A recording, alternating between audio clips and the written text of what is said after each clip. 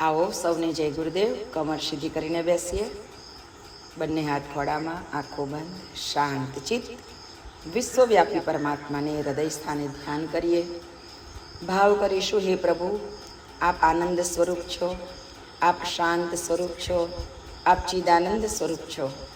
आपनी ये चिदानंद शक्ति अमे निरंतर आपनु दिव्य ध्यान करता करता आपनी दिव्य शक्तिओथी, आपना दिव्य गुणोथी ओतप्रोत बनी रहीए।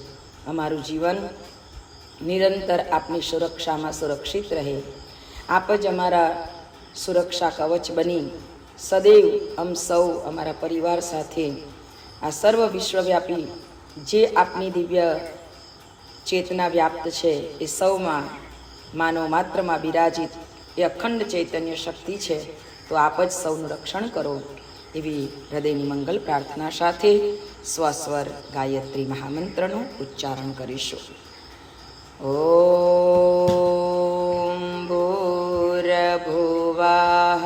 स्वः तत्सवितुर्वरेण्यं भर्गो देवस्य धीमहि धियो यो नः प्रचोदयात्।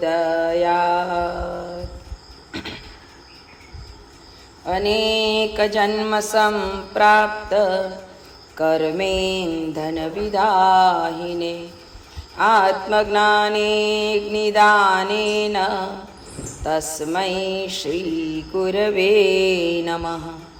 या देवी सर्वभूतेषु मातृरूपेण संस्थिता नमस्तस्यै नमो नमः। आओ परम पूज्य गुरुदेव परमवंदनीय माताजी, आद्य शक्ति वेद माता, देव माता, विश्व माता माँ गायत्रीना पावन सानिध्य में संरक्षण में आज आपणे ज्यारे साप्ताहिक स्वाध्याय में खूब सरस रीते नियमितता थी जोड़ायेला रहीए छे, त्यारे गुरु चेतनानी एक विशेष एक आकर्षण एवी शक्ति कि जे आपने निरंतर जोड़ती रही है, त्यारे आपने बधा ज ए शक्ति ने विशेष रूपे पामी शकीए एवा समय समय पर एवा अवसरों पण आवता रहे। तो एवा अवसरों में अत्यंत महत्वनो अवसर एटले आपणो गायत्री जयंतीनो दिवस।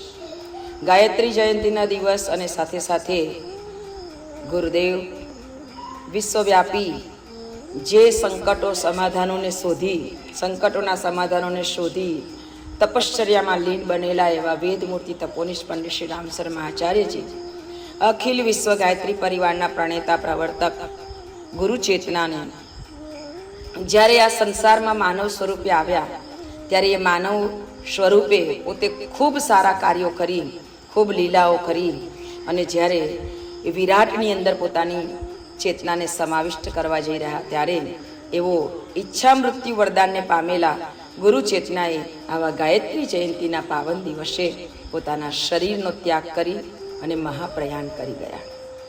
एवा पवित्र दिवस अने साथे माँ गंगा ने आ धरा पर आवा माटेनो आ दिवस एटले गंगा दशहरानो दिवस।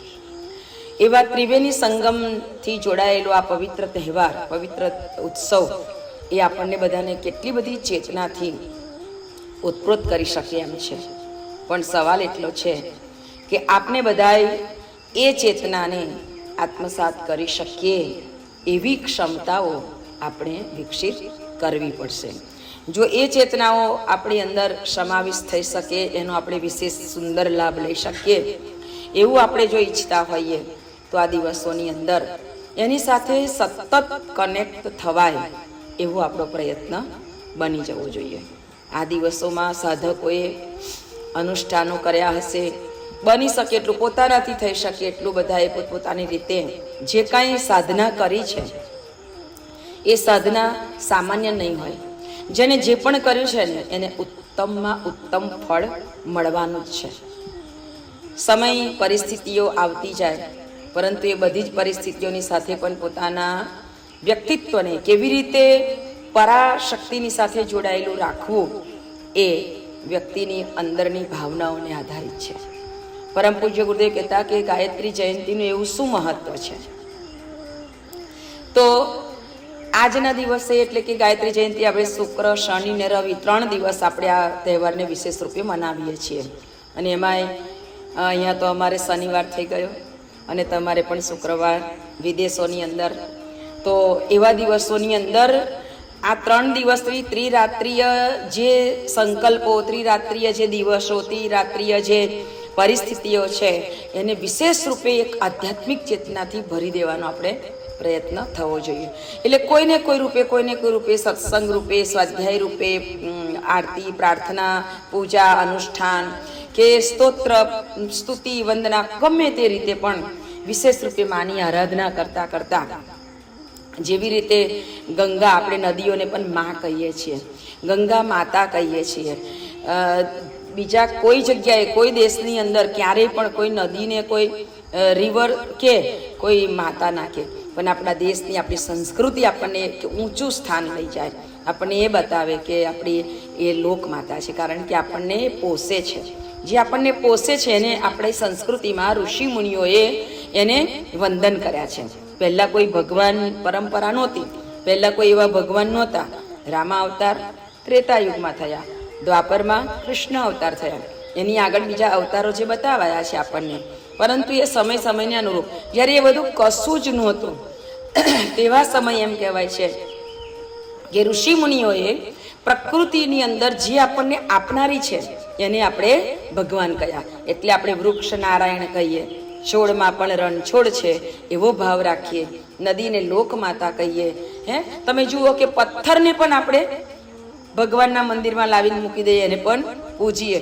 આજે વિદેશના લોકોને એના માટે બહુ આશ્ચર્ય થતું હોય, પરંતુ આ સંસ્કૃતિએ પથ્થરની અંદર એટલે કે પાષાણમાં પ્રાણ પૂરીને પણ એની અંદરની શક્તિઓને જગાડી છે, જાગૃત કરી છે. એના ઉદાહરણો પણ કેટલા બધા આપણી સંસ્કૃતિ, આપણા ઇતિહાસની અંદર પડેલા છે. જેવી રીતે બોડાનાએ દ્વારકાધીશને દ્વારિકામાંથી ડાકોરમાં લાવીને બેસાડી દીધા. પાષાણ પથ્થરમાં પણ ચેતનાનો પ્રાદુર્ભાવ આ આપણી સંસ્કૃતિ બતાવે. તો એટલે એમ કહ્યું કે નદી લોકમાતા, આપણી ગંગાને માતા કહે. ગંગા માતા ભગીરથ ઋષિના તપશ્ચર્યાને લઈ એ આખી પેઢીએ તપશ્ચર્યા કરી. 3 પેઢી ખપી ગઈ ત્યારે ભગીરથ ઋષિના તપશ્ચર્યાથી ગંગા માતા પ્રસન્ન થયા. ધરા ઉપર આવવા માટે તૈયાર થયા, સ્વર્ગ સરિતા હતા. ધરતી ઉપર આવવા માટે તૈયાર થયા, મૃત્યુલોકમાં આવવા માટે તૈયાર થયા. કારણ એક જ હતું કે જન કલ્યાણ, લોક કલ્યાણની કામના. અને આ જ દિવસે આ ગાયત્રી જયંતિના દિવસના રૂપની અંદર આપણે મનાવીએ છીએ. ત્યારે પરમ પૂજ્ય ગુરુદેવ કહે છે કે એ ધરતી ઉપર જલ પ્રવાહ લઈને ગંગા માતા ઉતર્યા, જ્યારે ગાયત્રી જ્ઞાન પ્રવાહ લઈને ઉતર્યા. ગાયત્રી એ જ્ઞાન ચેતનાને લઈને આ ધરતી ઉપર આવ્યા. અને એટલે જ આપણે જોઈએ છીએ કે ગાયત્રી મહામંત્ર કહેવાયો છે. ગાયત્રી મંત્રને મહામંત્ર કહેવાયો છે, કારણ કે એ એક મંત્ર એવો છે કે જે મંત્રને લઈને વિશ્વરથ નામના રાજા વિશ્વામિત્ર ઋષિ બની શક્યા. વિશ્વામિત્ર ઋષિ જ બની શક્યા એટલું નહીં, પરંતુ એ ગાયત્રી મંત્રના ઋષિ કહેવાયા, દ્રષ્ટા કહેવાયા. એ મહામંત્રના સહારે તો તેમને ત્રિશંકુ નામના રાજાને જીવતા સ્વર્ગમાં મોકલવા માટે બીજા નવા સ્વર્ગની રચના કરી શક્યા. મતલબ કે ગાયત્રી મંત્ર એક બ્રહ્માસ્ત્ર છે.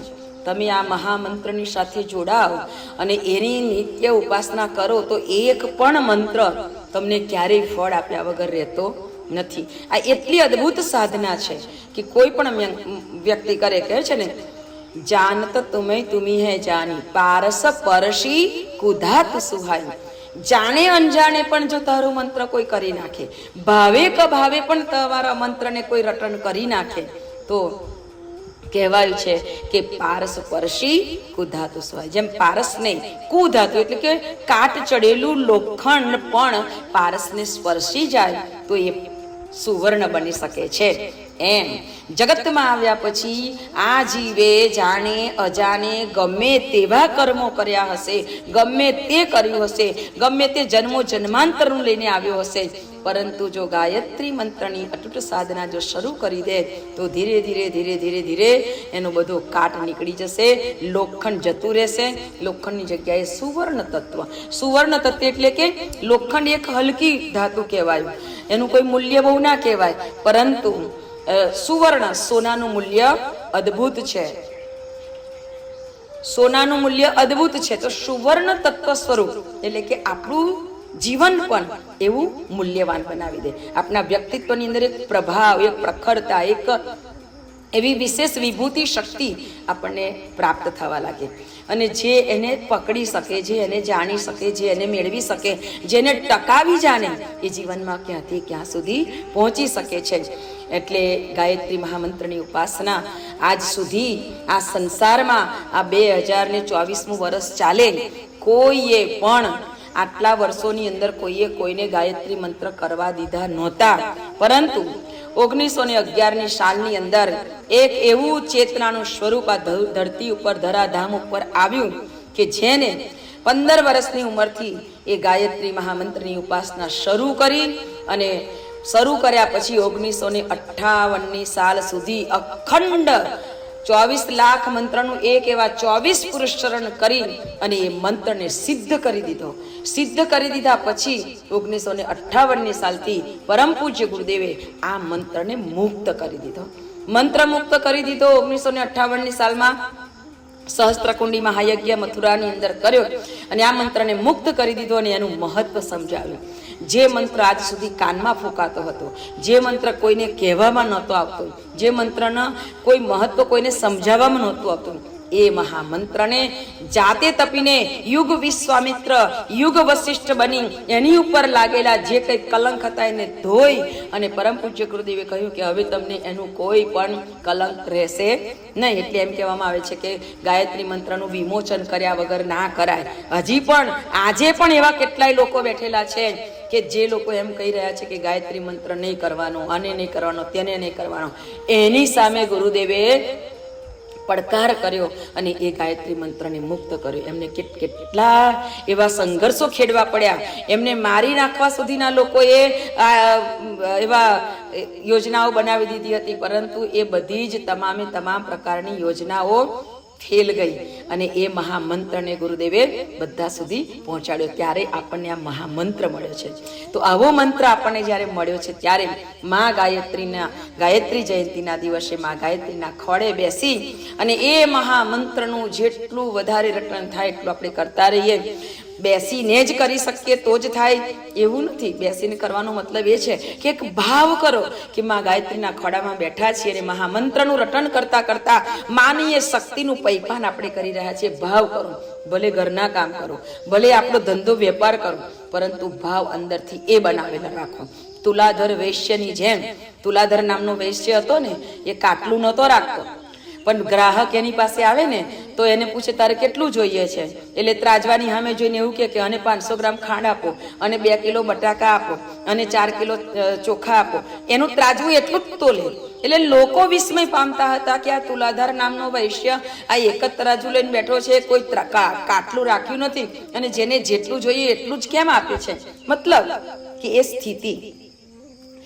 સ્થિતિ ગમે તે કામ કરતા જઈને પણ આપણી સ્થિતિ એની સાથે એકાકાર બનેલી રહેશે તો આપણો ધંધો, વેપાર, નોકરી, જે કાંઈ ઘરના કામ કરતા જઈએ ને એ બધી જ વસ્તુ, એ કાર્ય પણ આપણી એક પૂજા બની જાય છે. ગુરુદેવ એટલે કહ્યું છે કે આ એવા મહામંત્રનું સ્મરણ કરતા કરતા આપ કેટલી બધી સિદ્ધિઓને પામી શકો છો. પરંતુ એ સિદ્ધિઓને પામવા માટે કરવાનું એવો આપણો આશય ના હોવો જોઈએ. ઓટોમેટિક આપણને એ તત્વો પ્રાપ્ત થતા રહે છે. એટલે કહ્યું છે ને, અષ્ટ સિદ્ધિ નવ નિધિ કી દાતા સબ સમર્થ ગાયત્રી માતા. અષ્ટ સિદ્ધિ અને 9 નિધિ પ્રદાન કરી શકી એટલી ક્ષમતા સબ સમર્થ માં ગાયત્રીની અંદર છે. મતલબ કે આ મહામંત્રની અંદર છે. માં ગાયત્રી મતલબ કે મહામંત્ર, ગાયત્રી મંત્ર છે. ગાયત્રી સ્ત્રીવાચક નામ છે. એટલે પરમ પૂજ્ય ગુરુદેવે એની સ્ત્રીની પ્રતિમા બનાવી, સ્ત્રીની મૂર્તિનું નિર્માણ કર્યું. બાકી ગાયત્રી તો એક મંત્ર છે. આ મંત્રનો મહિમા ગવાયો છે. અને એટલે કહ્યું છે ને કે આ મંત્ર જે ગાશે ને એના જીવનની અંદર જનની પુત્ર પ્રાણ તે પ્યારે. જેમ જનની એટલે કે જન્મ આપનારી માને એનું બાળક જેટલું વહાલું હોય ને એટલી વહાલ સાથે માં આપણી રક્ષા કરશે. મતલબ કે એ મહામંત્રની અંદર એટલી તાકાત છે કે એ મહામંત્ર જે કરે ને એને કોઈ દિવસ કોઈ તાંત્રિક ગમે તેવી તંત્ર વિદ્યા કરે તો એને અસર ના કરી શકે. ઘણા લોકો કહે છે ને મને કોઈએ કશું કરી દીધું છે, મને તો કંઈ આવું થાય છે તેવું થાય છે. એ લોકોને ખાસ આપણે કહેવું જોઈએ કે તમે બધું જ ભૂલી જાઓ, માત્ર ગાયત્રી મંત્રનું સ્મરણ કરવા લાગો. તમારા જીવનમાં બધી જ રીતે ઓપ આવવા લાગશે. આ મહામંત્ર છે. મનમાં એક સંકલ્પ જાગે કે મારે આ હોવું જોઈએ, કે મને આ થવું જોઈએ, કે મારું આ કરવું જોઈએ. કોઈ એવો સંકલ્પ જાગે. આપણે એવું ના કહીએ કે આ થઈ જાય, પણ એક ભાવ જાગે કે આવું હોય તો સારું. અને તમે જો રટન કરો છો તો આજે નહીં તો કાલે તમે જે મનમાંથી ઈચ્છા છોડી છે ને એ ચારે બાજુ ફરી અને એના પ્રસંગને ઊભો કરી દેશે. મતલબ કે વાતાવરણ નિર્માણ કરી દેશે. એટલી ક્ષમતા એની અંદર છે. તો એવા મહામંત્રનું સ્મરણ કરીએ તો કેવી રીતે કરીએ? કબીર કહેતા કે ભરોસો મુझे भाव से भगवान पर जो होता है, भरोसो मुझे भाव से जो भगवान पर जो होता है, भगवान आकर हम सब के भरोसों को पूर्ण करता है. જેવો ભરોસો આપણે રાખીએ ને એવો ભરોસો ભગવાન પૂર્ણ કરે. તો પરમ પૂજ્ય ગુરુદેવ પણ કહેતા, વંદનીય માતાજી પણ કહેતા કે બેટા, અધ્યાત્મમાં સૌથી પહેલી શરત છે કે આપણી શ્રદ્ધા અને આપણું સમર્પણ એ પૂર્ણ રૂપે હોવું જોઈએ. જ્યારે આપણી શ્રદ્ધા અને સમર્પણ પૂર્ણ રૂપે હોય છે ને ત્યારે ક્યારેય પણ આપણા કોઈ પણ કામ કદી પણ અટકતા નથી. અને એવા જીવનના બીજા બધાને તો અનુભવ ઘણા હશે, અમને પણ અમારા જીવનમાં એવા ઘણા અનુભવો થયા કે ગુરુદેવ માત્ર મનમાં વિચાર આવે કે આવું થાય તો કેવું સરસ, આટલું કાર્ય સુંદર થાય તો કેવું સારું. અને એ પ્રમાણેનું વાતાવરણ, એ પ્રમાણેની અવસ્થા, એ પ્રમાણેનું બધી યોજના સામેથી આવી જાય અને એ કાર્ય સિદ્ધ થવા લાગે. સામેથી જેવી પરિસ્થિતિ બની જાય ત્યારે આપણને એમ થાય કે આ તો વિચાર મારો નહોતો, આ તો વિચાર ગુરુદેવે આપ્યો હતો કે તારે આ કરવાનું છે. ત્યારે એમ થાય કે સતત ગુરુદેવ આપણી સાથેની સાથે છે. ગુરુદેવે જે આશ્વાસન આપ્યા છે, કેટલા બધા આશ્વાસન આપ્યા છે. ગુરુદેવે કહ્યું છે કે હું તમને છોડીને જવા માંગતો નથી, વિદાય વસમી છે, મારે આ જવું નથી. કારણ કે મને જેને પ્રેમ કર્યો છે, મારા આટલો મોટો વિશ્વ પરિવાર, અને પરિવારે મને જે પ્રેમ કર્યો છે ને કે પરિવારના બાળકોને એકલા મૂકીને જવાનું મન નથી થતું ને એટલા માટે પરમ પૂજ્ય ગુરુદેવે સૂક્ષ્મીકરણની સાધના કરી. કેટલી કઠિન સાધના, કેટલી અઘરીમાં અઘરી સાધના ગુરુદેવે કરી. પોતાના શરીરમાંથી સૂક્ષ્મ શરીરમાં પ્રવેશ કરવાનું અને પ્રવેશ સૂક્ષ્મ શરીરથી કારણ શરીરમાં કરવાનું એ કોઈ સામાન્ય વસ્તુ નથી. ખાલી વાત કરવા પૂરતી આ વાત નથી હોતી, પરંતુ એ કઠિન સાધનાઓ એટલા માટે કરી કે મને જેને થોડો પણ સહારો આપ્યો છે ને એને હું પૂર્ણ રૂપે એનું જ્યાં સુધી એની મુક્તિ નહીં થાય એ જીવની, ત્યાં સુધી હું વારે વારે જન્મ લેવો પડશે તો જન્મ લઈશ. મારી ચામડીનું જૂતું બનાવીને એને પહેરાવવું પડશે ને તો પહેરાવીશ. એટલી એની રક્ષા કરીશ. મારા લોહીના છેલ્લા બુંદ સુધી હું એની સેવા કરીશ. કારણ કે જેને મને પ્રેમ કર્યો છે એને હું છોડી શકું એમ નથી. મને એટલા બધા વહાલા મારા બાળકો છે. આ ગુરુદેવના શબ્દો હતા.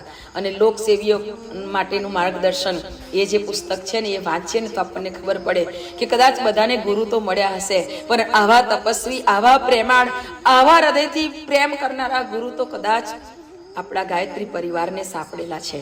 આવા ગાયત્રી પરિવારને આવા ગુરુ મળ્યા છે. ને જેમને આવા ગુરુ મળે તો ધન્ય છે કે જેને આટલું બધું આશ્વાસન આપ્યું હોય ને. એટલે ગુરુદેવે છેલ્લા એમ કીધું છે, મારા જીવન વસંતનું છેલ્લું ઈચ્છાનું પુષ્પ ધરું છું, વિદાય વસમી લઉં છું, વિદાય વસમી લઉં છું, એક અરમાન ધરું છું, હર ઘર હર જન હર સ્થળમાં મારો સંદેશો પહોંચાડો. જો પ્યાર કરો છો મુજને મારી બાહુઓ બની જાઓ, મારી બાહુઓ બની જાઓ. ગુરુદેવે એમના આખા ગાયત્રી પરિવારને પોતાના અંગ અવયવો કીધા. આપણા કોઈ પણ અંગની અંદર એક ખાલી એક કાંટો પણ વાગી જાય ને તો પણ આખા શરીરને બેચેની લાગે. તો યાદ કરીએ કે આપણે જો ગુરુદેવની વાતને, ગુરુદેવના આદર્શોને, ગુરુદેવના વિચારોને જો આપણે ના અપનાવીએ, ગુરુદેવને માનીએ, મંત્ર કરીએ પણ એના વિચારોને ના અપનાવીએ તો એ અંગ પાંગળું રહી જશે. એનું દુઃખ ગુરુદેવને થાય છે. એટલે ગુરુદેવને એવું દુઃખ ના થાય એ માટે આજના દિવસે આપણે ગુરુદેવને એવું આશ્વાસન આપીશું કે હે ગુરુદેવ, તમે જેવું ઈચ્છો છો ને એવું જ અમારું જીવન બને, અમને એવા જ રસ્તે ચલાવો, અમને એવા જ માર્ગે આગળ વધારજો. અમને આ સંસારની કોઈ પણ વસ્તુ, વ્યક્તિ, સાધન, સંપત્તિ કશા પ્રત્યે મોહ ના રહે. અમે નિર્મોહી બનીને અમે આપના શ્રી ચરણોમાં જ રહીએ, આપની જ ઈચ્છાને રૂપ અમારું જીવન બને. બસ અમને આજના દિવસે એટલો પ્રસાદ જરૂરથી આપજો. અને ભરોસો જેવો કબીરે કર્યો હતો ને એવો જ ભરોસો અમને કરાવજો. એક સમયે આપ કબીર જ હતા, અને આપ કબીર હતા ને આપે જે ભરોસો જીવનની અંદર અપનાવ્યો હતો એવો જ ભરોસો અમને પણ આપજો. સંત કબીરના જીવનનો એક સુંદર પ્રસંગ મને રાત્રે વાંચવા મળ્યો, એટલે મને બહુ આનંદ થયો. અને મને એમ થયું કે ગુરુદેવ, તમે આજે અત્યારે મને આ વાંચવા આપો છો, એનો મતલબ એ છે કે આ સંદેશો મારે બધાને આપવાનો છે. કોઈ પણ સમયે જ્યારે સંદેશ આપવાનો હોય, કારણ કે જ્યારે અમે પથારીમાં સૂઈ ગયા ત્યાં સુધી ખબર નહોતી કે મારે સવારે શું સંદેશ આપીશ. ગુરુદેવ, તમારી ઈચ્છા. અને ત્યારે અડધી રાત્રે આ સંદેશ ગુરુદેવે મને આપ્યો કે કબીરજી જ્યારે એમના જીવનની અંદર આપણને ખબર છે કે 2 બાળકો હતા, કમાલ અને કમાલી. પણ એ પણ એક રહસ્યમય ઘટના છે. કમાલ અને કમાલી એમના જીવનમાં એમના જે સંતાન હતા એ કેવી રીતે એમને મળ્યા ખબર છે? જ્યારે કબીર ગંગા કિનારે વારંવાર જઈને બેસતા, સ્વયં કબીરે પોતે પ્રકૃતિની અંદરથી પ્રકૃતિને પોતાની અંદર ધારણ કરી અને પોતે પ્રગટ થયા હતા. એમનો જન્મ નથી. આમય સંસારમાં જેટલા પણ અવતારો થયા છે ને પ્રગટ થયા છે, એમનો જન્મ ના હોય. માં બાળક રૂપે જન્મ આપી દે, પરંતુ જન્મેલા બાળકની અંદર એ વિરાટ ચેતના ત્યાર પછી અંદર પ્રવેશ કરે છે. એટલે આ એક મોટું રહસ્ય છે. તો કબીર ગંગા કિનારે જતા, ગંગા કિનારે બેઠા હતા, સવારમાં ધ્યાનમાં મગ્ન હતા, અને અચાનક આંખ ખુલી તો એક મળદું તણાતું આવ્યું. મળદું તણાતું આવ્યું એટલે કબીરે એને પાસે બોલાવ્યું કે અહીંયા આવ. તો મળદું એ બાજુ આવ્યું, અને મળદું એ બાજુ આવ્યું એટલે કબીરે મળદાને બહાર કાઢ્યું, એટલે હાથનો સ્પર્શ થયો તો એ મળદું બેઠું થઈ ગયું એટલે કબીર બોલ્યા કમાલ હો ગયા. એટલે એનું નામ કમાલ પાડી દીધું. અને એનો પુત્ર, હવે હું ક્યાં જાઉં? તો કે મારી સાથે ચાલ. એટલે એને એમના પુત્ર તરીકે એને કમાલ. ફરી બીજી વખત જ્યારે ગયા ત્યારે બીજા મળદાને આવતું જોયું. કબીરજીએ કહ્યું કે અહીંયા આવે, એટલે મળદું એ બાજુ આવ્યું, અને મળદું આવ્યું એટલે કબીરે ફરીથી એને સ્પર્શ કરીને બહાર કાઢ્યું. સ્પર્શ થતા એ મળદું પણ બેઠું થઈ ગયું. તો કબીરના મુખમાંથી નીકળે કમાલી હો ગયા. તો એ દીકરી હતી એટલે એનું નામ કમાલી પાડી. આ 2 સંતાન કબીરજી પાસે હતા. આ કમાલી ધીરે ધીરે મોટી થઈ એટલે એના લગ્નની તૈયારી થવા લાગી, વિવાહ નક્કી થયા. ત્યારે કબીરજીના બા જે હતા એમને લાલન પાલન કરીને મોટા કર્યા હતા.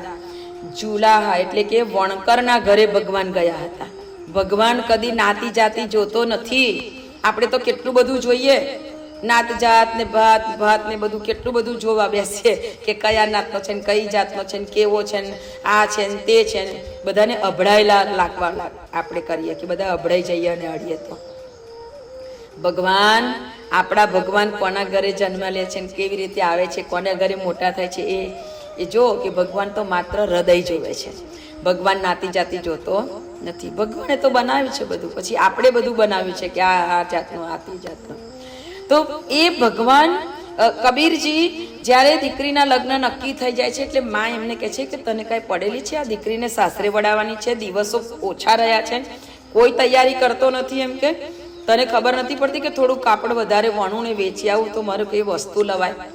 તો કબીરજી બિલકુલ નિશ્ચિંત રહેતા કે જે આવે, જેટલું કાપડ બનાય એટલું વેચી આવે તો એમાં ઘરનું કામકાજ પૂરું થઈ જાય, એમાં જ પૈસા ખર્ચાઈ જાય. એટલે પૈસો બચે નહીં. પૈસો જ ના બચે તો વસ્તુ કેવી રીતે લાવે? દીકરીને સરસ રીતે પરણાવી એવો અભરખો તો કબીરજીને પણ હતો. પણ હવે કરે શું? છેલ્લા દિવસો આવી ગયા, માત્ર 4 દિવસ 3 દિવસ બાકી રહ્યા. હવે કબીરના માએ કહ્યું કે બેટા, તને તો કોઈ ચિંતા નથી, પણ ચિંતા મને થાય છે. કાલે ઉઠીને જાન આવશે, હવે શું કરવું એ તો કઈ નક્કી કર. નથી કોઈ મંડપના ઠેકાના, નથી કોઈ વસ્તુ ઘરમાં લાવી, એક પણ ચીજ વસ્તુ ઘરમાં લાવી નથી મૂકી, શું કરીશું? એટલે કબીરના બાએ જે થોડોક ટાંકો મોટો વણાટ કરેલો મૂકીને સંતાડી રાખેલો હતો કે અડિયું અપટું કામ હોય તો કામ લાગે. એટલે એ કાપડ વણેલું હતું ને એ કાઢ્યું, અને વણેલું કાપડ કાઢીને કહ્યું કે લે, હવે આટલું કાપડ ટાંકો છે એ વેચી આવ, અને બધો સામાન તું લગ્ન માટેનો લઈ આવ. કબીરજી માથે ટાંકાનું પોટલું લઈને ચાલ્યા. ભગવાનના સ્મરણ કરતાં કરતાં એ લઈને નીકળ્યા છે અને રસ્તામાં એક સાધુ મળ્યા. સાધુએ કીધું કે મારી જમાતને મારે કપડાં આપવું છે, એટલે મારે કાપડની જરૂર છે. એટલે કબીરજીએ પૂછ્યું કે ભાઈ કેટલું કાપડ જોઈએ છે બાબાજી? 5 મીટર, 10 મીટર, 15 મીટર કેટલું જોઈએ છે? તો કે ભાઈ 10-15 મીટર કે 50 મીટરે નહીં ચાલે, મારે તો બહુ વધારે કપડું જોઈએ છે. તો કે આટલો તાકો થઈ રહેશે? તો કે હા એટલો થઈ રહેશે. તો કે લો. એટલે સંત રસ્તામાં મળ્યા ને કબીરજીએ આખું પોટલું આપી દીધું. હવે કબીર વિચારવા લાગ્યા કે 3 દિવસ બાકી છે, હું ઘરે જઈશ તો મારી મા મને લડશે, મારી દીકરીની વિદાય કરવાની અને કશો તૈયારી નથી, એટલે મને પણ બહુ દુઃખ થાય છે, એટલે ઘરે જવું જ નથી. ઘરે જઈએ તો કોઈ લડે ને તો મારું નાક કપાય ને, ઘરે જ નહીં જવાનું. એટલે કબીરજી તો ગંગા કિનારે જઈને બેસી ગયા, ધ્યાનમાં મગ્ન બની ગયા. હવે એક જ દિવસ બાકી છે. આગળના દિવસે હવે ચિંતા ભગવાનને થઈ કે મારે ચિંતા કરવાની જરૂર નથી. કબીર તો એના ધ્યાનમાં મગ્ન બન્યા. હવે ભગવાનને ચિંતા થઈ કે જે સાધુએ કપડું લીધું હતું ને એ બજારમાંથી બધો બહુ જ સામાન ભરી અને 4-5 ઠેલા લઈ, મોટા પેલા થેલા એટલે ગાળા મોટા, એ ભરી અને કબીરના ઘરે ગયા. કબીરનું રૂપ છે એટલું સુંદર સ્વરૂપ બદલી લીધું છે ભગવાને, અને બધો સામાન ફટાફટ ઉતારવા લાગ્યા. એટલે માં વિચાર કરે કે કબીર એક જ તાકો લઈ ગયો તો ને આટલું બધું સામાન એમાંથી કેવી રીતે આવે? ત્યારે માની અમે આંખ મિલાવ્યા વગર કબીરજીએ કહ્યું કે એ તો એક એવો મોટો સાહુકાર મળી ગયો કે એના 10 ગણા ભાવ મને મળ્યા. એટલે માં આપણે ધરીને એના કરતાં પણ સરસ આપણી દીકરીના લગ્ન થશે. તો કે સરસ. માં તો ખુશ થઈ ગઈ, બધી તૈયારીઓ થઈ ગઈ ફટાફટ. પછી તો ભગવાન પહોંચ્યા એટલે વાર શું લાગે? રસોડાના મંડપ નખાઈ ગયા, આગળ મંડપ નખાઈ ગયા, રસોડું તૈયાર થવા લાગ્યું ફટાફટ બધું. ઓહો, કબીરના બા વિચાર કરે કે આટલું જલ્દી એક દિવસની અંદર કેટલા લોકો મહિનાથી તૈયારી કરે તોય ના થાય, એવી તૈયારી એક દિવસમાં? કબીરની આવન જાવન, કબીરનું કામ એ બધું જોઈને માને અચંબો લાગતો હતો કે મને આમાં કંઈક નવીન લાગે છે. આજે ઓછું બોલે, કાંઈ કરે એમ કશું ના કરે, કાંઈ કશામાં સૂઝ ના પડે એવા કામો આજે કરવા લાગ્યો. એમ કે કોઈ દિવસ આ કામ ના કરે એ કામ કરવા લાગ્યો. જાન આવી તો એટલું સરસ સ્વાગત કર્યું જાનનું. સાથે સાથે જાનને જમાડીને તો જમાડી ત્યારે આગ્રહ કરીને બધાને જમાડ્યા. બધાના બા જેઠા હતા એ ઉપાડ્યા. એટલે માં વિચાર કરવા લાગી કે આ કબીર આટલો બધો વિચિત્ર કેવી રીતે થઈ ગયો, આટલો બધો જુદો કેવી રીતે થઈ ગયો, આવું એનું સ્વરૂપ અનોખું કેવી રીતે બની ગયું? માં વિચાર કરે, કબીરના પત્ની વિચાર કરે, કબીરના ઘરના વિચાર કરે, સગા સંબંધી વિચાર કરે કે કબીરમાં તો કેટલો બદલાવ આવ્યો. કમાલીને પરણાવવામાં તો કબીર એમ કે ખરેખર બાપ બની ગયો એમ કે. અને પછી દીકરીની વિદાય થઈ એટલે બધું આમ તેમ સરખું કરી દીકરીને વડાવી, દીકરીને ખૂબ આશીર્વાદ આપ્યા છે. દીકરી કબીરને બાજીને ખૂબ રડ્યા છે. કમાલીએ કહ્યું કે પિતાજી, મને ખબર છે કે તમે મને સારી રીતે જ વડાવવાના છો, એટલે મને કોઈ ચિંતા નહોતી. નહીં તો દીકરીને કેટલી ચિંતા થઈ, આ લાવવાનું છે બાપુ, પેલું લાવવાનું છે, પેલું કરવાનું છે, તે કરવાનું. પણ એને કોઈ ચિંતા નહોતી. ખબર હતી એને કે મારા બાપુ કોણ છે. એને કબીરે કમાલીને વિદાય આપી છે અને આ બાજુ ખબર પડી હવે કે આ બધું પૂરું થઈ ગયું છે. એટલે ભાગ્યા ભગવાન ભાગ્યા. પછી દેખાતા જ બંધ થઈ ગયા. એટલે બધા વિચાર કરવા લાગ્યા ઘરના, એમના બા ને બધા કે આ કઈ ગયો એમ કે આટલું બધું દોડીને કામ કર્યું, હવે થાકી ગયો. એટલે ગંગાએ જઈને બેઠો હશે એમ કે હવે એને ગંગાએ શાંતિથી બેસવા દો. ત્યાં સુધી ઘરના લોકોએ કામ પૂરા કર્યા, બધા આટોપ્યું કામ. અને પછી સાંજ પડી તો એ ન આવ્યા.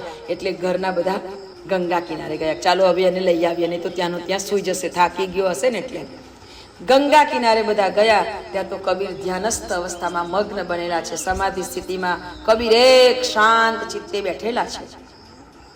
માએ ઢંઢોળ્યા, એટલો બધો થાકી ગયો તો અહીંયા આટલું બધું મોડું થઈ ગયું, ચાલો હવે ઘરે. બધું પતી ગયું ને કોઈને ખબર ન પડવા દીધી ને કેટલું બધું લઈ આવ્યો ને. તો કબીર કે શું? બધાને જોયા એટલે વિચાર કરવા લાગ્યા. કબીર કે માફ કરજો, મને માફ કરજો માં, મારાથી કાંઈ થઈ ના શક્યું, એટલે હું શું કરું? એટલે હું ગંગા કિનારે આવીને બેઠો. ત્યારે માએ કહ્યું કે શું બોલે છે? એમ કે બહેકાવા જેવી વાતો કરે છે, આવું બધું બોલાતું હશે? તો કે કેમ? કેટલી સરસ રીતે તે કમાલીને વિદાય આપી, આટલો સરસ સામાન લઈ આવ્યો, આટલું સરસ મંડપ નખાયા, લોકો હાથ મોઢામાં આંગળા નાખી ગયા એમ કે એટલી તારી વાહ કરી, અને તું અત્યારે આવી બધી ગાડી વાતો કરે છે. એટલે કબીરે ઉપર નજર કરીને કહ્યું કે હે પરવરદિગાર, આ મારી માં શું બોલી રહી છે, મને સાચું લાગતું નથી. અને ત્યારે માએ કબીરને ઘરે લઈ જઈને બધું બતાવ્યું, ત્યાં આ કર્યું તું, ત્યાં આ કર્યું તું, ત્યાં આવું કર્યું તું, ત્યાં તેવું કર્યું તું. એટલે કબીર અચંબામાં પડી જાય છે ને કબીર ઘૂંટણીએ પડીને ધ્રુસકે રડવા લાગે છે. અને માને કહે છે કે તું બેસ, હું તને સમજાવું. તે મને જે તાકો આપ્યો હતો ને એ તો મેં રસ્તામાં એક સંતને આપી દીધો હતો. એમને એમની જમાતને કપડાં પહેરાવા હતા ને એટલા માટે એમને આ કપડું બહુ ગમી ગયું. મેં એમને આખો તાકો જ આપી દીધો હતો. એટલે મને ખબર હતી કે મારાથી હવે કશું નહીં બને. એટલે હું તો 3 દિવસથી ગંગા કિનારે બેઠો છું. માં, હું 3 દિવસથી ગંગા કિનારે બેઠો છું. ત્યારે માં કહે છે કે હે, તો પછી અહીંયા દોડતું તું તે કોણ હતું? ત્યારે કબીરે કહ્યું કે જે લઈ ગયો હતો ને એને પછી જવાબદારી પડી ગઈ કે આ તો હું લઈ આવ્યો, પણ આ તો આના માટે હતું. એટલે એને બધી જવાબદારી પૂરી કરી. માં, કદાચ મેં તાકો વેચવા જત ને તો મને આટલી વસ્તુ ના મળત, એમાંથી એટલું હું ના મેળવી શકત. એ મેં સંતને આપી દીધો ને એટલે આ બધું પૂરું થયું છે. ભગવાન ઉપર ભરોસો રાખો. જે ભગવાન પર ભરોસો રાખે છે ને એનો ભરોસો ક્યારેય ખાલી જતો નથી. આ દિવસો આપણને એ ભરોસો અપાવે છે. પરમ પૂજ્ય ગુરુદેવ કહેતા કે મારા જીવન ઉપર જોઈ લો કે મારી પાસે શું હતું. જે હતું બાપાએ આપેલું એ બધું મેં માના ચરણોમાં અર્પણ કરી દીધું. મા ગાયત્રીના ચરણોમાં અર્પણ કરી દીધું, મારા ગુરુના ચરણોમાં અર્પણ કરી દીધું. ત્યારે તમે જુઓ કે અત્યારે ગુરુજી પાસે શું છે. આટલી બધી શક્તિપીઠો, આટલા બધા બાળકો, આટલું બધું જે વિરાટ ગાયત્રી, અખિલ વિશ્વ ગાયત્રી પરિવાર જે છે એ શું છે? એ જ સમર્પણ છે. બેટા, ગુરુદેવ કહેતા કે બેટા, આપ પણ મા ગાયત્રીના ચરણોમાં સમર્પણ કરીને જો જીવન વિતાવશો ને તો મા ગાયત્રી કદા પણ તમને ખાલી નહીં રાખે. આપણું જીવન દેવત્વથી ભરાઈ જશે. કારણ કે માં એ વેદ માતા, દેવ માતા અને વિશ્વ માતા છે. માં અન્નપૂર્ણા છે, માં ભગવતી છે. અને એ માના ચરણોમાં અર્પણ કરો, સમર્પણ કરો તો જીવન કેવું દિવ્ય બની જાય. વેદ માતાના રૂપે માં આપણી અંદર જ્ઞાનનો ભંડાર ભરે. દેવ માતાના રૂપે માં આપણને દેવત્વથી ભરી દે. અને વિશ્વ માતાના રૂપે માં આપણને એવી શક્તિ પ્રદાન કરે કે જે શક્તિને કારણે આપણા દ્વારા સંસારના અનેક જીવોનું કલ્યાણ થાય. બસ આપણા દ્વારા અનેક જીવોનું કલ્યાણ થાય. એટલે જ માં જગદંબા, પરાંબા, ભગવતી, વેદ માતા, દેવ માતા, વિશ્વ માતા, માં ગાયત્રીનું ધ્યાન કરી આપણે એટલી જ પ્રાર્થના કરીએ કે હે માં, આપ શક્તિ સ્વરૂપા છો તો મને શક્તિથી ભરી દો. હે માં, આપ જ્ઞાન સ્વરૂપા છો, મને જ્ઞાનથી ભરી દો. હે માં, આપ દેવત્વથી ભરપૂર છો, દેવ માતા છો, મને દેવત્વથી ભરી દો. આપણા અંતઃકરણની અંદર આ જ્ઞાન, આ દેવત્વ અને આ શક્તિ પ્રાપ્ત થાય. આપણા ચિત્તની અંદર એ ચેતના જાગૃત થાય કે જે ચેતના સારા બ્રહ્માંડને શાંત કરે. હે માં, અમારી ચિત્ત શક્તિ શાંત બને, અમારી ચિત્ત શક્તિ સ્થિર બને. હું પરમ પવિત્ર, દિવ્ય, શ્રેષ્ઠ ચૈતન્યશીલ આત્મા આપણી પાસેથી એ જ ચૈતન્ય શક્તિ દ્વારા હું ભરપૂર ભરાઈ જાઉં એવી મારા પર કૃપા કરો. માં આપણા સૌની ઉપર એવી કૃપા વર્ષાવે કે આપણું અંતઃકરણ એ પરમ પવિત્ર ચેતનાથી ઓતપ્રોત બને. એના ઉપર કોઈ કાલીમાં ન રહે. રીમ શ્રીમ ક્લીમ મેધા પ્રભા જીવન જ્યોતિ પ્રચંડ, શાંતિ, ક્રાંતિ, જાગૃતિ, પ્રગતિ, રચના, શક્તિ અખંડ. જગત જનની મંગલ કરણી. માં, તું તો જગત જનની છો, મંગલ કરનારી છો. સર્વદા સર્વનું મંગલ કરો. માં, અમારા દ્વારા સૌનું મંગલ કરાવો. ગાયત્રી સુખધામ છો. માં, આપ સુખોનું ધામ છો.